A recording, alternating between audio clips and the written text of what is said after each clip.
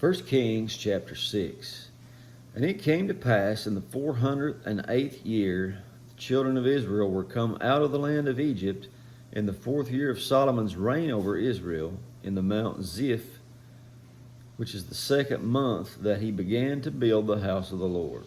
And the house which King Solomon built for the Lord, the length thereof was 60 cubits, breadth thereof 20 cubits, height thereof 30 cubits.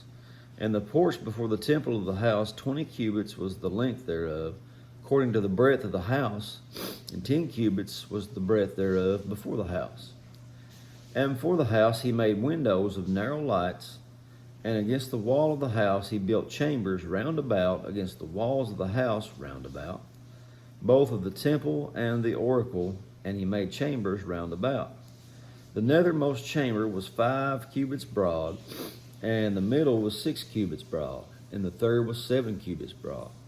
For without in the wall of the house he made narrow rests round about, that the beams should not be fastened in the walls of the house.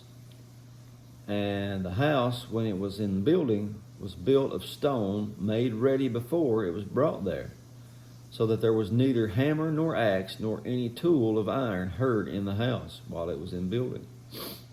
The door of the middle chamber was in the right side of the house, and they went up with winding stairs into the middle chamber, and out of the middle into the third.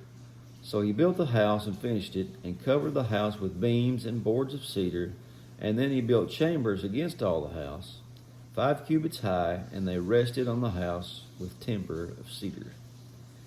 And the word of the Lord came to Solomon, saying, Concerning this house which you are building, if you will walk in my statutes and execute my judgments, and keep all my commandments to walk in them, then will I perform my word to you, which I spake unto David your father.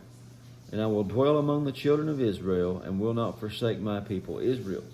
So Solomon built the house and finished it, and he built the walls of the house within the boards of cedar, both the floor of the house and the walls of the ceiling.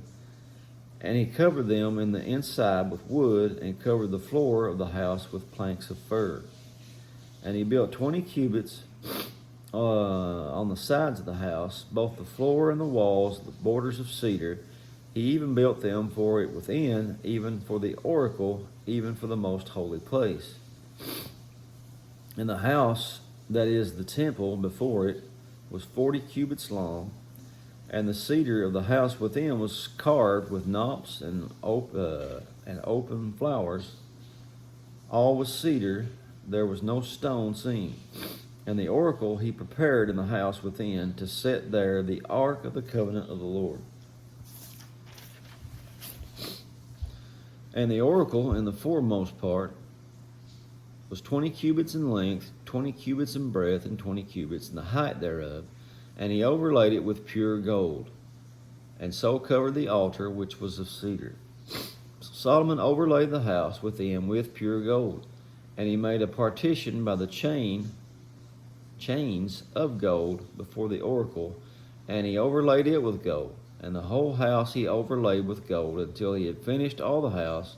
Also the whole altar that was by the oracle was overlaid with gold.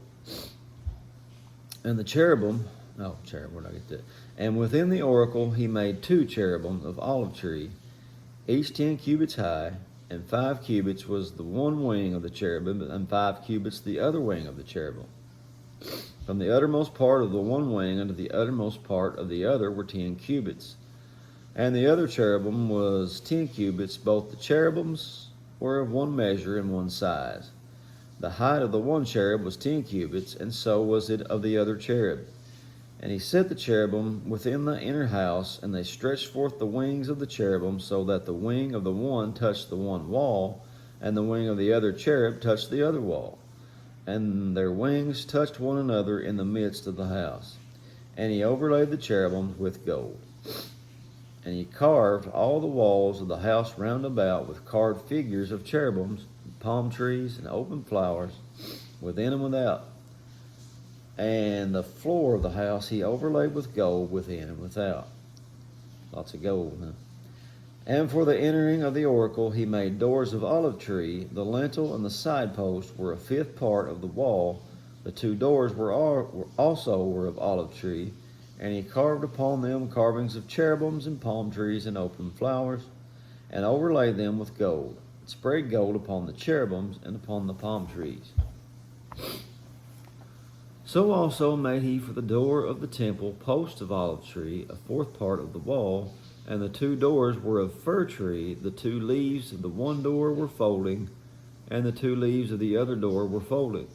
And he carved thereon cherubims, palm trees, open flowers, and covered them with gold fitted upon the carved work. And he built the inner court with 3 rows of hewed stone, and a row of cedar beams. In the 4th year was the foundation of the house of the Lord laid in the month Ziph. And in the 11th year, in the month Bul, which is the 8th month, was the house finished throughout, all the parts thereof, and according to all the fashion of it, so was he 7 years in building. So he got her done. That's it for chapter 6. God bless you.